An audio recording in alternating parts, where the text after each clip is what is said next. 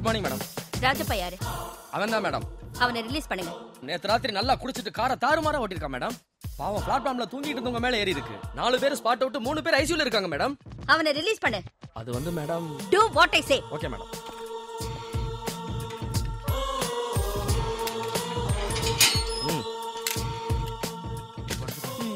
நீ தான் குடிச்சிட்டு கார் ஓட்டி 4 பேரை கொன்னியா? ஆமா மேடம். கார் சாவி எடுங்க. மேடம். Come on. என் கூட வாங்க. உட்காரு. அம்மா. இந்த வண்டி எடு. சரிங்கம்மா. சார் நான் ஏட்டு குமார் பேசுறேன். கலெக்டர் இப்போ ஸ்டேஷனுக்கு வந்துட்டு போறாங்க சார்.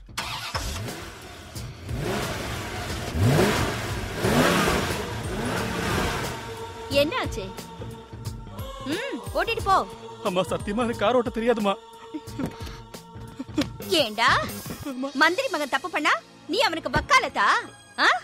ராஸ்கல், ஏன் கார் ஓட்டேன்னு ஒத்துக்கிட்ட? அவங்க 2 லட்சம் ரூபாய் பணம் தரேன்னு சொன்னாங்கம்மா.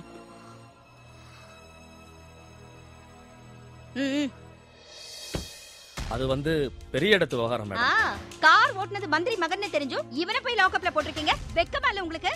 பெரிய மனுஷங்களை பார்த்து பயப்படுறீங்கன்னா ஏன் சார் காக்கி சட்டை போடுறீங்க?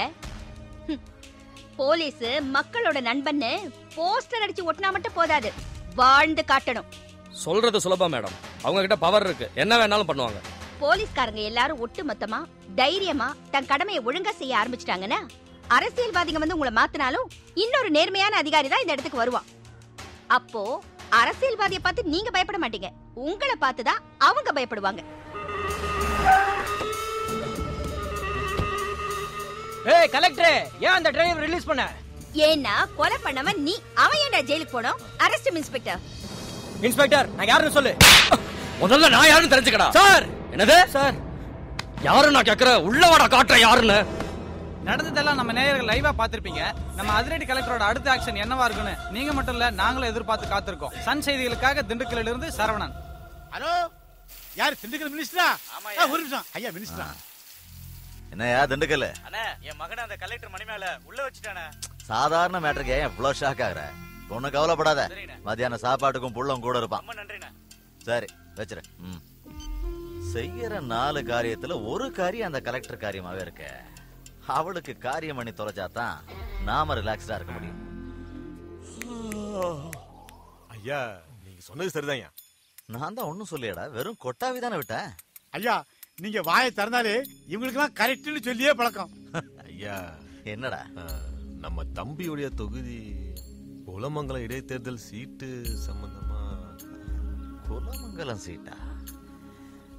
அது நம்ம தம்பிய 4 முறை மந்திரி ஆக்கின தொகுதியாச்சே. ஐயா கண்டிப்பா ஜெயிச்சு உங்க பேரை காப்பாத்துவோம் ஐயா.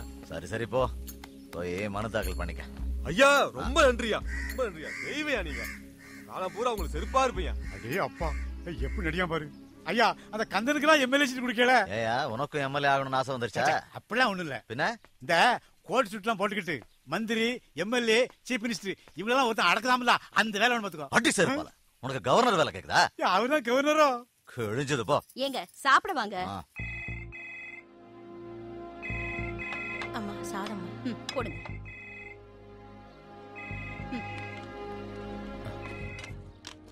ஹலோ, நான் மினிஸ்டர் நல்ல தம்பி பேசுறேன். மேடம் மினிஸ்டர் லைன்ல இருக்காரு. நான் யார்கிட்டயும் பேச விரும்பல. பிஸியா இருக்காங்க சார்.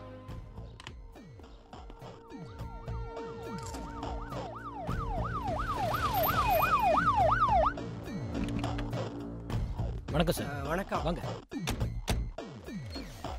மேடம், மினிஸ்டர் நல்ல தம்பி வந்திருக்காரு. ஓ சார். வணக்கம்மா. வணக்கம்.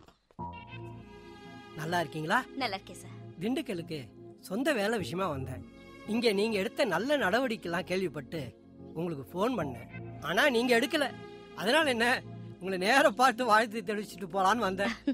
ஏங்க நீங்க மட்டும் என்ன, உங்க 30 வருஷ அரசியல் வாழ்க்கையில லஞ்சம், ஊழல், தப்பு எதுவுமே பண்ணாம இன்னைக்கு இருக்கிற அரசியல்வாதிங்க மத்தியில ஒரு நல்லவரா தனிச்சு நிக்கிறீங்கல்ல. நல்லதுமா. உங்களோட இந்த நல்ல நடவடிக்கை மேலும் மேலும் தொடரணும்னு ஆசைப்படுறேன். நான் வரேன். ரொம்ப நன்றி. போயிட்டு வரமா? வாங்க.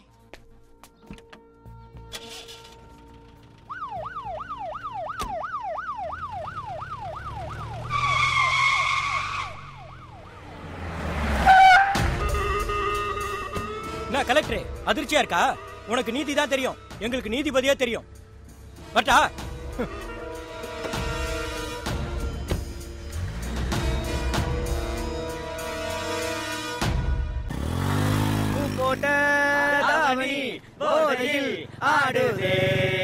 மச்சான் தண்ணியில குளிக்க சொன்னா விளக்கெண்ணெயில குளிச்சுட்டு வந்துக்கிறா மச்சான். கரெக்டா சொன்னடா. தலையில இருக்க எண்ணெய் எடுத்து புழிஞ்சா ஒரு சட்டி வடை சுடலாம்டா. என்ன மச்சான் இதே காட்டு? என்னது இது? ஆடு மாடுலாம் இருக்கு. இதுல அம்மா யாரு, அப்பா யாரு, ஆடு யாரு, மாடு யாருன்னே தெரியல. நீ எல்லாம் காலேஜ் வரணும் யார் ஆடுதா? நீ சொல்றது கரெக்ட் தான்டா. ஆட்டு சந்தையில இருக்க வேண்டியதெல்லாம் ஆர்ட்ஸ் காலேஜுக்கு படிக்க வந்துருச்சுல. ஆமா மச்சான், நம்ம காலேஜ்ல வந்து படிக்கிறான்டா, தகுதி வேணும்ல. உன் பர்ஸ கூட. எதுக்கு பாரதி? கூடா சொல்றேன். இது எவ்வளோ? இது என்னடா கேள்வி? 500 ரூபா. இப்ப எவ்வளோ? 500 ரூபா. இப்போ இப்போவும் 500 ரூபா தான்டா. அப்ப என்ன பண்ணாலும் இதோட மதிப்பு 500 ரூபா தான். ஆமா 500 ரூபா தான். அழகா இருக்கிற பூவெல்லாம் வாசமா இருக்கிறது இல்ல, வாசமா இருக்கிற பூவெல்லாம் அழகா இருக்கிறது இல்ல. நீ வாங்குறதோ 40 மார்க், அவ வாங்குறதோ 80க்கும் மேல. மதிப்புங்கிறது வெளி தோற்றத்துல இல்லடா. ஏய் என்ன தத்துவம்டா. இதெல்லாம் மனசுல வச்சுக்காம படிப்புல கவனம் செலுத்துமா. சரிண்ணே. மாப்ள சொல்றா மச்சான். அழகா இருக்க சோப்பெல்லாம் அழுக்கு போறது இல்லடா. அழுக்கு போற சோப்பெல்லாம் அழகா இருக்கிறது இல்லடா.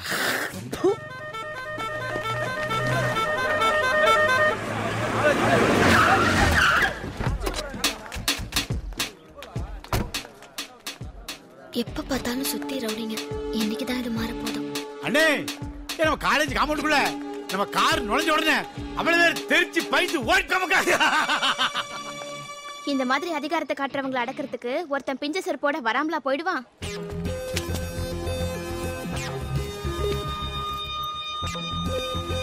அப்புறம் வந்துருச்சுமா? வந்துடுறோம். கிளம்புங்கடா. Hi, I'm Bharathi. Hi, I'm Ramya. காலேஜ்ல இத்தனை பேர் இருந்தும் தனியா வந்து உட்காந்துட்டு போறதுக்கு காலேஜ் வர வேண்டியதே இல்ல. அதுக்கு வீட்லயே இருக்கலாம். சரி, இனிமே நீயும் நானும் ஃப்ரெண்ட்ஸ். ஓகே? அண்ணே, நம்ம பாப்பா கூட கை கொடுத்தானே. எவன்டா ஏன் பொண்ணுக்கு கை கொடுத்தவன்? போய் தூக்கிட்டு வாடா. ஏய், வாங்கடா. அவன் குடு குடுங்கடா.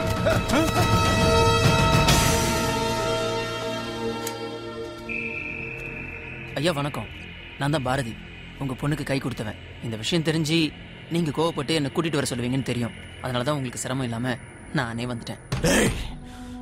என் பொண்ணுக்கு கை கொடுத்துட்டு என் முன்னாடியே வந்து பேசுறியா? ரம்யா காலேஜுக்கு வந்த முத நாளே நீங்க யாரு எப்படி நீங்க காலேஜ்ல இருக்கிற எல்லாருக்கும் தெரிஞ்சு போச்சு. புலியோட பொண்ணுன்னு தெரிஞ்சு வாழை புடிச்சு விளையாட முடியுமா? நான் வரேங்க. போட்டும் விடுங்கடா. பாத்தியாடி, புலியோட பொண்ணுன்னு சொல்லிட்டு போறான். அவன் புலின்னு சொன்னது என்ன? என்கிட்டயவா? இட்லி, பொங்கல், தோசை, வடை எல்லாமே இருக்குது. நம்ம ஐட்டத்தை காணாமே. ஏய், நம்ம கடைக்கு நீ என்னைக்கு வர ஆரம்பிச்சியோ அன்னைக்கே பரோட்டா வைக்கிறது நிப்பட்டம் இல்ல. இதா பொங்கலை சாப்பிடு. டீயானே இதா வரேன். ரொம்ப உஷாராயிட்டாங்களே. டேய், பொங்கலுக்கு சாம்பாரை ஊத்து. பொங்கல் வரைக்கும் காத்திருந்தா சாம்பார் ஊசி போயிடும். அதனால இப்பயும் ஊத்துறேன். என்னடா நக்கலா? நாங்களும் சோக்கடிப்போம்ல. டேய், பாரதி வந்துட்டான்டா. அதுவும் முழுசா வந்திருக்கானே. ஏதாவது சேதாரம் இருக்கா பாரு. செய்குலி சேதாரம் வந்துக்கிறான். ரொம்ப ஆச்சரியமா இருக்குதுடா. ஏ, ஆச்சரியப்பேனா இருக்குது. செங்கலுக்கு நெருங்கிய நண்பனு காத்து வாக்க நியூஸ் போயிருக்கோம். பிரச்சனை எதுக்கு மாலையா போட்டு அனுப்பிச்சு விட்டுருப்பாங்க. தம்பி, சிங்கம் பொங்கல் சாப்பிட்டு இருக்கு, டிஸ்டர்ப் பண்ணாத. நாயரே, தம்பிட்ட பிள்ளை வாங்கிக்க. இது வேறையா? இதா தம்பி.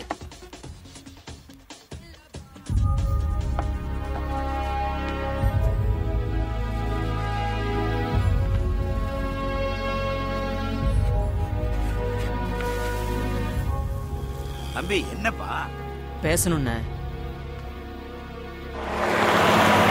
ஏய், ஏறா மேல. டிக்கெட் இருக்கா? ஓ, இருக்கே. காட்டு.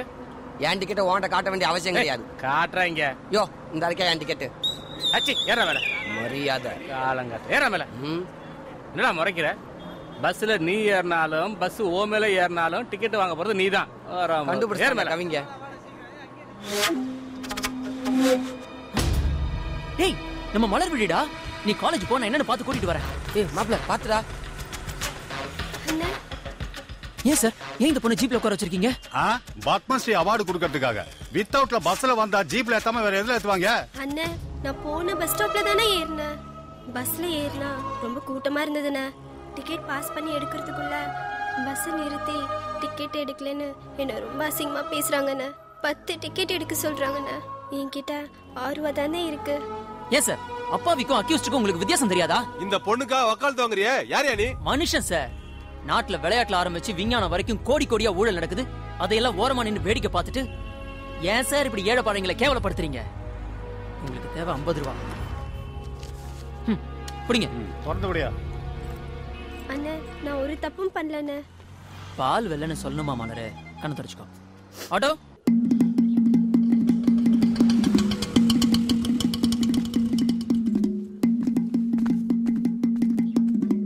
ரெடிண்ணே.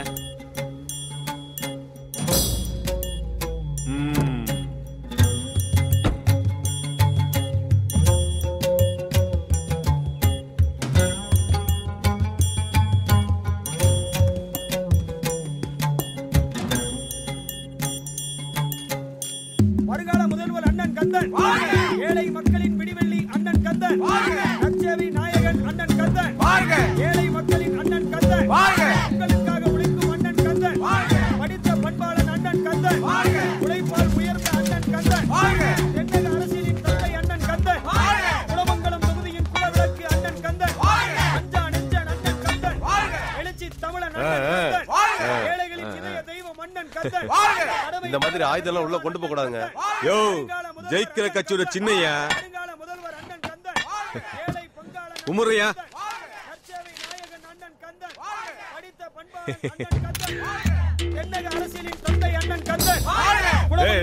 கொஞ்சம் அமைதியாருங்க. நாமினேஷன் தாக்கல் பண்ணிட்டீங்க. எம்எல்ஏனா மக்களுக்கு என்ன செய்ய போறீங்க? பாருங்க, நான் செயல்படக்கூடியவன். எனக்கு இந்த மைக்க பிடிச்சி வளவலன்னு எல்லாம் பேச தெரியாது. இந்த ஏழைகளின் பங்காளன். ஏழை பங்காளன் சொல்றீங்க, உங்க சொத்து மதிப்பு எவ்வளவு காமிச்சிருக்கீங்க? என்னுடைய சொத்து மதிப்புன்னு பாத்தீங்கன்னா எனக்கு இருக்கிறது ஒரு சின்ன வீடு. என்னுடைய பேங்க் பேலன்ஸ் 4199 ரூபாய் 50 பைசா. இந்த மத்திய கூட்டுறவு வங்கியில 1,10,450 ரூபாய் கடன் இருக்கு. நான் எவ்வளவு கஷ்டப்பட்டு இந்த எம்எல்ஏ சீட்டை வாங்கியிருக்கேன்னு தெரியுங்களா உங்களுக்கு? அப்படிப்பட்ட நான் எம்எல்ஏ ஆனா இந்த மக்களுக்காக எவ்வளவு போராடணும்னு நீங்க யோசிச்சு பாருங்க. எனக்கு இந்த கோட்டு சூட்டு போட்டவங்க எல்லாம் பார்த்தா அறவே பிடிக்காது.